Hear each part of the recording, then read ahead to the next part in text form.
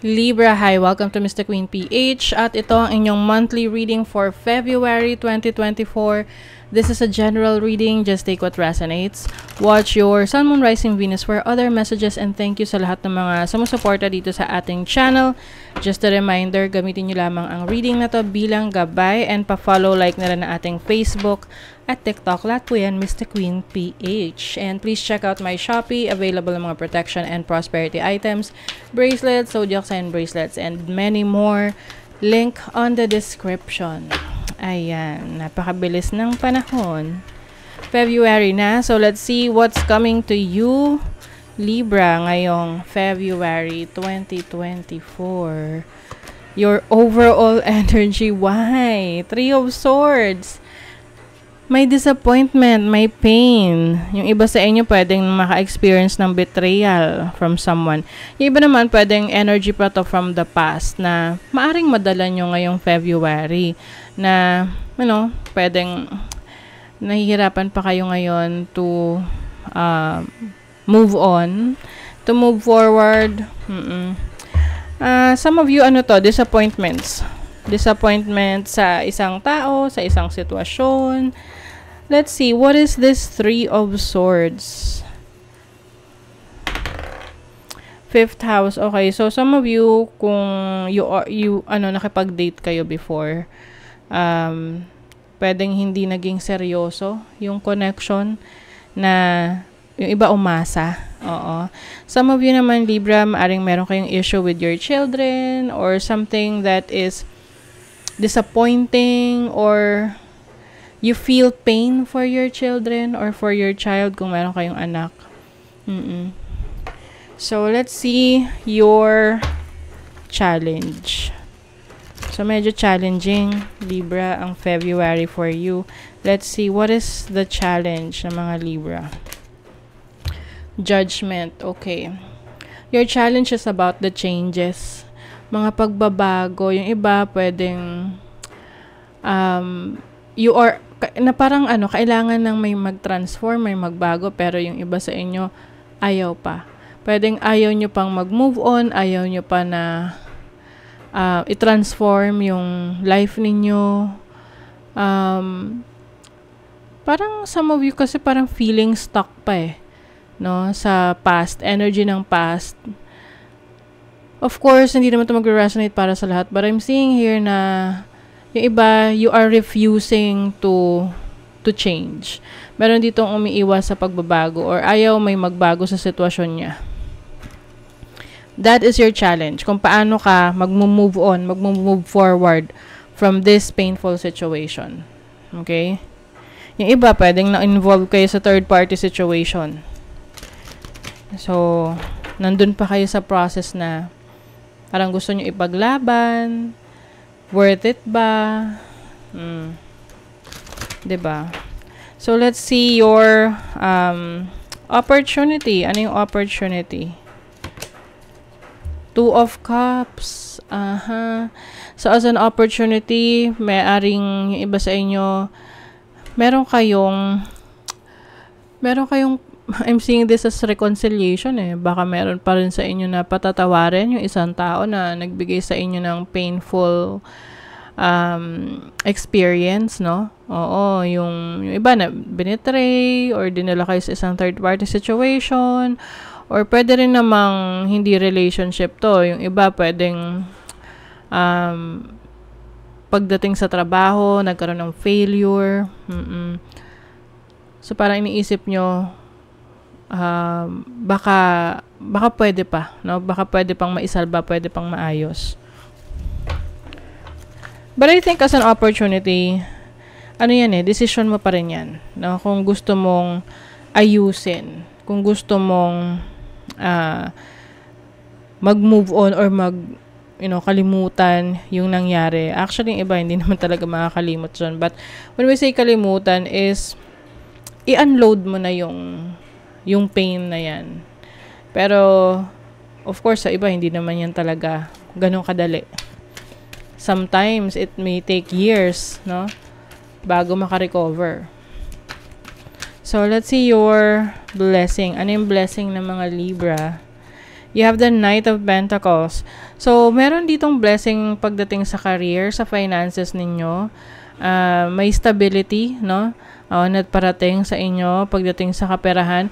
Pero ano rin, sinasabi rin dito na yung effort na ibibigay mo sa trabaho, sa career, sa business mo ay magiging rewarding kung magiging patient ka. Oo, kasi it takes a lot of process. May mga bagay na hindi tayo kailangan madaliin para makita natin agad yung resulta. So, it's a process na kailangan pagdaanan. So, kung ikaw patient, then you will definitely see the results. Okay, so let's see what else. Moon energy for you, Libra. Moon message para sa mga Libra. Confidence is your key to success. Ayan. So, kung ikaw daw ay nagniniwala sa kakayanan mo, no, nagtitiwala ka sa sarili mo, ikaw ay magiging successful ngayong February. Ano man tong path na itatahakin mo? So, example, kung ikaw nga ay medyo nasa isang breakup, separation, painful situation, disappointment, ito yung time na mas lalo kang maging dapat confident sa sarili mo eh. Oo, kasi syempre, kapag nawalan ka ng confidence, magda-doubt ka sa sarili mo. And hindi magiging maganda yung resulta nun kapag ikaw mismo nagda-doubt ka sa sarili mong kakayanan. So, mas kailangan mo yung sarili mo ngayon. You know? So, make time. Oh, diba? Mas kailangan mo yung sarili mo. That's why you have to make time for self-love. Yes. Last quarter, Moon in Libra. This is your energy as well.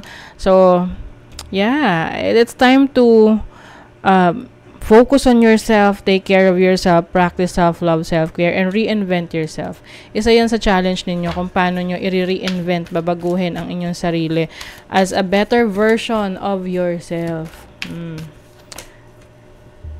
Take a reality check. Full Moon in Capricorn. Reality check, no? Maging realistic ka sa situation mo. Ito bang sitwasyon mo ngayon is kung ipagpapatuloy mo, makakabuti ba to sa'yo o hindi? Kasi kung hindi, then might as well, it's time to make some changes, you know. Take a new path and release the old. Okay? But if you feel like, you know, makakatulong to sa'yo, then just continue kung anong nagwo-work para sa'yo. So, let's see the energies for your money, career, finances. Money, career, finances ng mga Libra. Okay. So, amusement. You have natural talents that you can share with the world. It's time to make money and while having a good time just being you. So, yung iba sa inyo nasa entertainment industry or nasa content creation wherein you bring out contents for entertainment sa mga viewers mo. Or yung iba sa inyo, magaling kumanta, sumayaw. So, you have this type of talents and skills na you can entertain people. So, some of you maaring may opportunity na maging famous or even mas maging famous pa ngayong February. Kung kayo ay nasa social media na, nasa public eye, yun nga lang, meron mga taong jealous of you, jealous of your success, kung anong meron ka. So, may mga times na may pagkakataon na kino-compare mo yung sarili mo sa ibang tao. And, ganun kasi yun eh. When we start to compare ourselves sa ibang tao, dun tayo, it's either we feel bad about ourselves or ma-inspire tayo. So, piliin mo kung ano yung makakabuti sa'yo. Yung parang energy ng pagiging bitter or jealous about the success of others kasi mas successful sila sa'yo. Or, may inspire ka to be as successful or even more successful than they are. Diba? So, you choose your feelings. And then, you also have marketing. So, you are good at promotions. Yung ba sa inyo nasa sales and marketing, yung inyong career. If you have a business, mas maganda rin na mag-invest ka sa promotion, sa marketing kasi mas magiging helpful yan sa pag-unlad ng iyong negosyo. So, investment sa marketing. And maaring magkakaroon ka rin ng marketing strategies to market yourself, to market your career, to market your services.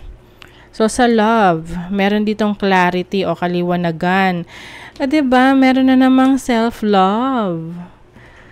Libra, kayo ay pinagpo-focus muna sa inyong sarili. Lalo na kung nanggaling kayo sa isang separation, painful experience, sa love, or, kahit sa career pa yan. Basta ang importante is you are focusing on yourself. Ayan, siguro, issue sa trust. Oo, may trust issues. Yung iba keep ng secret sa inyo, kaya hindi nyo matanggap yung situation. Don't run from the darkness, embrace your shadow side. Ayan. So, hindi nyo naiiwasan yung kailangan nyong ayusin sa sarili ninyo. Haharapin nyo na yan ngayong February. Ayan. So, kailangan nyo na daw harapin ang mga pagbabago. Okay? So, that is your reading, Libra. Kung nagustuhan nyo ito, naka-resonate kayo, mag-comment kayo dyan, like, share, subscribe para lagi kayong updated sa ating mga readings. Thank you so much, Libra. See you again.